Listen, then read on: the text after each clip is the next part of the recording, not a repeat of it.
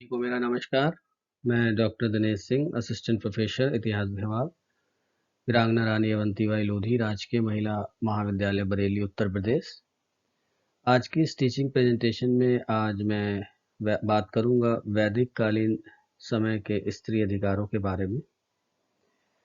इस टॉपिक को चुनने का मेरा कारण यही है कि आज की तारीख में अगर हम बात करें तो वर्तमान समय में स्त्रियों का जो मतलब स्थिति है हमारे समाज में बहुत ही दुर्भाग्यपूर्ण और बहुत ही मतलब शोचनीय है। क्योंकि अगर हम वैदिक काल में स्त्री की दशा में विचार करें तो उससे आज की वर्तमान स्थिति से बहुत ही बेहतर स्थिति में हमें जो महिलाओं का चरित्र नजर आता है। जबकि आज का हमारा दौर ऐसा मानते हैं कि वैज्ञानिकता का उच्चतम दौर है, फिर भी इस पुरुष प्रधान समाज में जो दोगलेपन की नीति का शिकार आज की महिला है, वह कहीं भी हमें प्राचीन ऐतिहासिक तथ्यों में खासतौर से वैदिक कालीन दृष्टिकोण में देखें तो हमें कहीं भी नजर नहीं आती।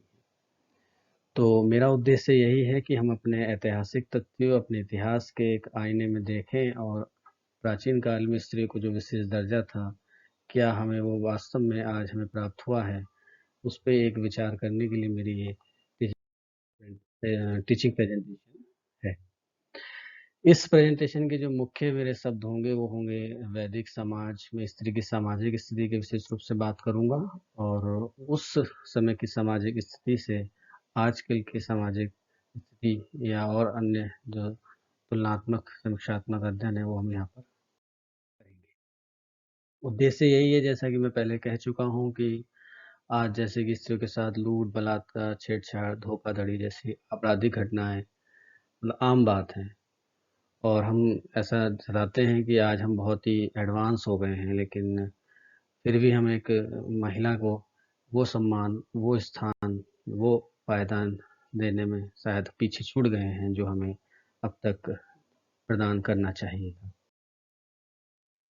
स्त्री अधिकारों के बारे में यदि हम बात करें तो संपूर्ण सृष्टि के निर्माण में स्त्री का ही योगदान है। वह प्रत्येक युग की स्त्री का मुख्य मापदंड है। अगर हम वैदिक कालीन इतिहास पर चर्चा करें तो स्त्री जो है प्रत्येक कालखंड के लिए एक विशेष स्थान रखती थी। उसी तरह से वैदिक कालीन में भी उसका एक विशेष स्थान था और उसमें ईश्वर द्वारा बनाए गए स्त्री जैसे अनमोल रत्न की दशा जो वैदिक युग में थी वो शायद अन्य में नहीं है।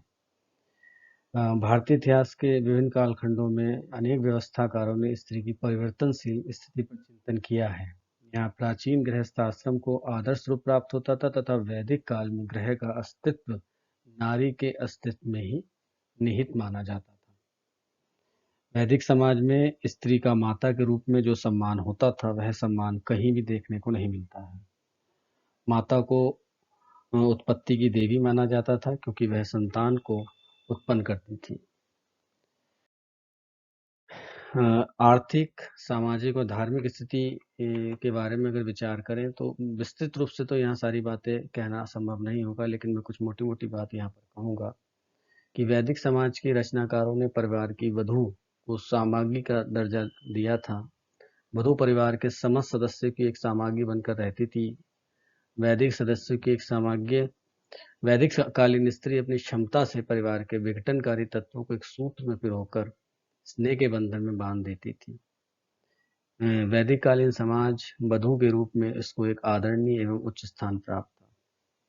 और आर्थिक दशा की बात करें तो पति और पत्नी दोनों का संपत्ति पर संयुक्त अधिकार होता था। परिवार के समय पति से यह प्रतिज्ञा कराई जाती थी कि कभी भी वह पत्नी के अधिकारों का यानी विशेष रूप से आर्थिक अधिकारों का कभी भी हनन नहीं करेगा।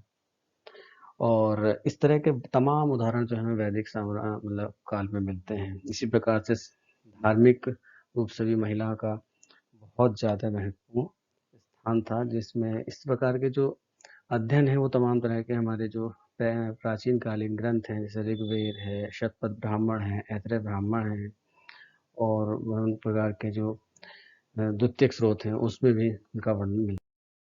तो कुल मिला के मेरा यहाँ कहने का उद्देश्य यही है कि वर्तमान समय में जब हमारा देश समाज हर क्षेत्र में दिन प्रतिदिन तरक्की के पायदान को चढ़ रहा है, और स्त्री के प्रति जो आज सम्मान होना चाहिए वह आज तक स्त्री को नहीं मिला है। 21वीं सदी के इस भारत में भारतीय नारी का अस्तित्व भी अपने को बचाने के लिए लड़ रहा है, क्योंकि आज भी पुरुष प्रधान देश में स्त्री को जो अधिकार होने चाहिए उनमें नारी उनसे नारी मतलब बिल्कुल वंचित है। अतः हमें यह कहना न्यायोचित होगा कि हमें प्राचीन इतिहास से सबक लेना चाहिए, किस प्रकार वैदिक समाज में भारतीय नारी असीमित एवं विशेष अधिकारों से परिपूर्ण थी और आधुनिक दौर से श्रेष्ठ स्थिति में थी। यदि अब भी इस पर गंभीरतापूर्वक से विचार नहीं करेंगे तो देश की आने वाली पीढ़ी भी सुरक्षित नहीं रहेगी, क्योंकि यह प्रकृति भी नारी के बिना अधूरी है।